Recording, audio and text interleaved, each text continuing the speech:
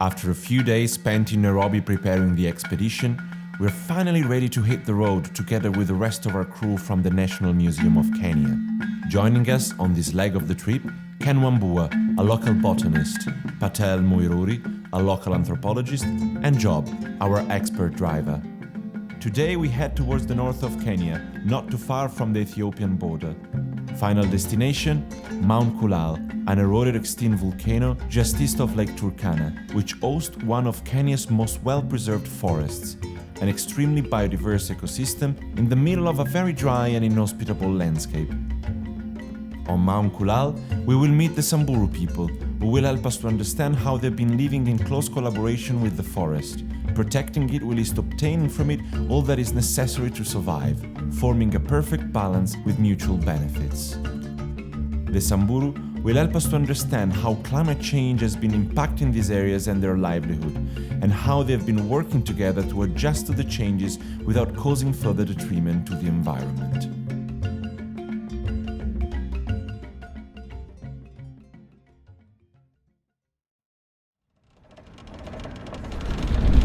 We're getting further and further from the previous settlement now, and the road is still pretty good, but it's getting rougher. And we've got another 100 kilometers before we reach our destination for today, so it'll be pretty remote. As we passed Mount Kenya, after leaving Nanyuki and the main road behind, the landscape around us has morphed drastically. A dry scrubland desert where everything speaks about a struggle for survival. In this harsh environment, plants have evolved all sorts of forms and architectures to be able to make the best out of the water scarcity, but also to protect themselves from external threats. Smaller leaves are harder for the mammals to come and graze on, and often they'll be hidden in amongst thorns, which will protect them. Those reduced leaves could be to prevent too much transpiration from the plant and too much water loss, and also to allow the water, when it does rain, to percolate through the tree and to create a nice little water reserve right under the tree. So when the rain does just hit the bare sand, there's more chance of it just evaporating straight off. So if you can concentrate that into one area, then you're going to make the most of what little resources you receive.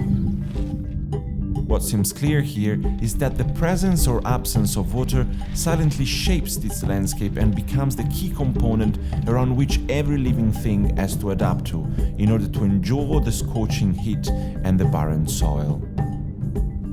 When we see a greener area, we know water must have passed through there more often than other places, even if now all that is left is a fading print in the sand. But where is this water coming from? And how have the communities around here organized their livelihood around it? To find this out, and more about living in this environment, we reach the heart of Mount Kulal. Gatap is the last village at the edge of the forest. Here we met the Samburu people of the highlands. We are now in the period of short rains, and it's about to end because it normally starts mid-October and it ends this time now, around this time. So we are not expecting any much rain. So from January, February, then we start a long rain, which runs up to May. Then from June, July, August, September, October, we have dry season. So we have about 5 months. Even when there is no rain, you can see that the mountain, on top of the mountain, is always is extremely cold. So it is misty most of the time. So you can always see that the climate of this area is a little bit modified by the forest. So here we are on the top of the mountain, and to the east of us we've got the Indian Ocean, and the heat from the sun evaporates the water, and then the water now is blown from the east towards us, and it carries all that moisture.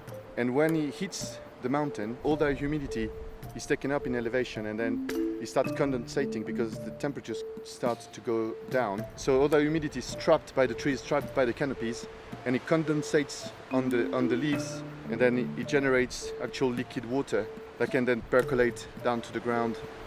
Because you get all that moisture, you get all this lush growth and dense forest, and the roots of those trees and the shrubs means that the water just doesn't run straight back off the mountain, back to the grounds below, it has a slow water course back down the valley. And it's permanent spring, and it's being piped to the village. You see these pipes down here? It's the one taking water from the spring down to the village. There is a pump which takes it out from the underground because all boreholes. So it pumps the tank and then pipes the villages. The forest functions as a water aggregator and a center of storage. The porous and cavernous rocks of the mountain, together with the roots of the trees and shrubs, work as a natural distributing system for the areas around. Except for the communities living in the microclimate of the mountain, all the others living around here are mainly pastoralists. Their herds are often the only means of sustenance. For them, the seasons and the rain patterns are what dictate where to go and when. But what happens when this climate pattern is disrupted? What happens if the foundation on which life is regulated is dismantled or made unpredictable? You know, pastoralists, they don't stay in one place. Pastoralists follow the rain. They follow where the grass is. Sometimes the seasons fail. Like the last season, it was abnormal, not normal rains. So we experienced a lot of rains, which brought a lot of damage, farms and even livestock, because it's too much. So one season we might receive rain, and sometimes it fails. Because of the changes of the climate, we have to keep some parts of the area no grazing, so that when it's dry season, we have to go and put our animals in that direction. Like now, mountain, all those parts, when it's raining season, nobody graze there. They go and graze on the other side. When the situation becomes worse, that's when we go to those areas, like 200 kilometers. When you talk about Marsabit, that's 200 kilometers from here. The elders from Gatab and Arapal, the Samburu village at the bottom of Mount Kulal, tell us how the failure of rainy seasons can force them to completely abandon the fields, to move as far away as 200 kilometers in order to feed their animals. Luckily, the Samburu community is well dispersed across the territory, allowing the pasture land to be effectively managed in times of droughts or floods. But often, the unreliable season patterns and the consequent movement of people in search for grazing grounds can bring conflict between different communities. Communities like Borana, the Gabra, even the Turkana, they also want to graze where they are grass, and we also want the same. So, the strong one will always graze there.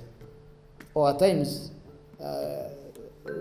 communities can also agree that we graze this side, we graze this side. At times they agree. At times conflict arises. Changes in the climate around here have been tangible since 2005. The speed and unpredictability of these changes has had a huge impact on the communities like the Samburu, whose dependence on expected weather patterns is key to their survival.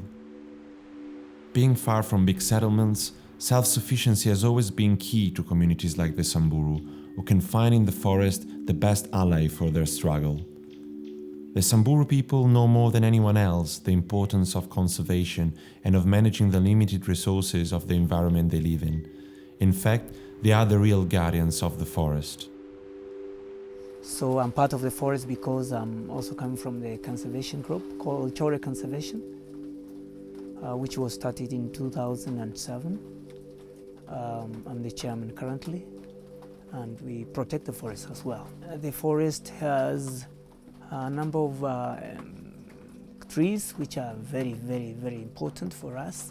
Like the cedar is a very good tree because we get some poles for building our houses, huts. It's also a place where we can shelter ourselves.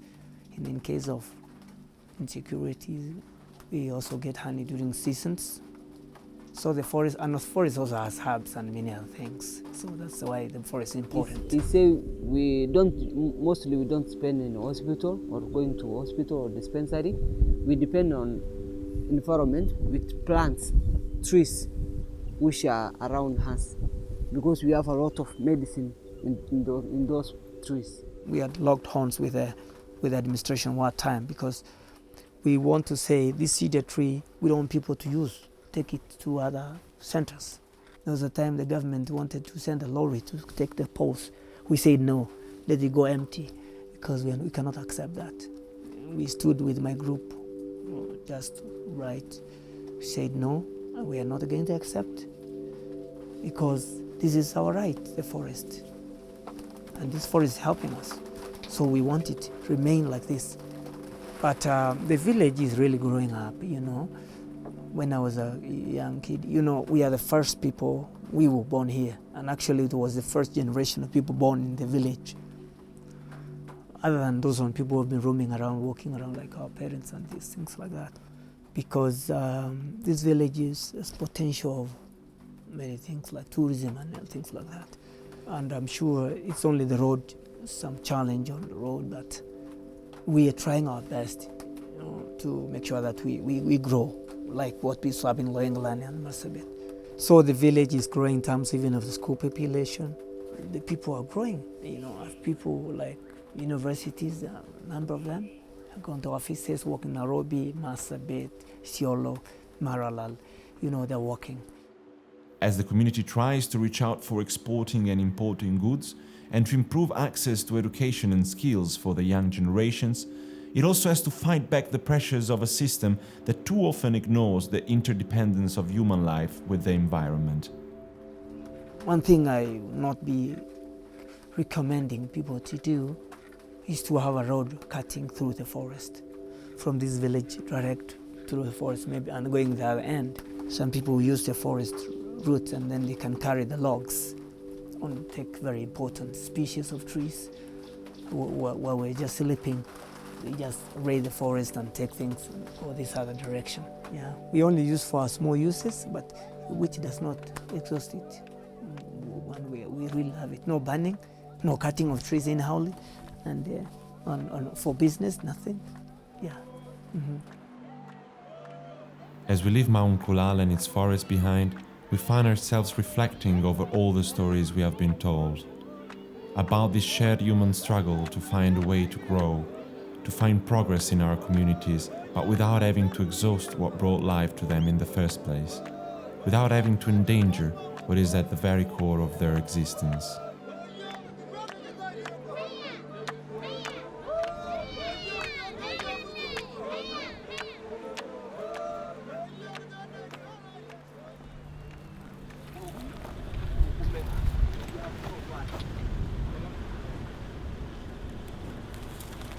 Hit snakes here?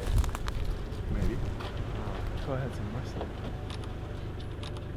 Over? They'll be small, but they'll be deadly. Like that one?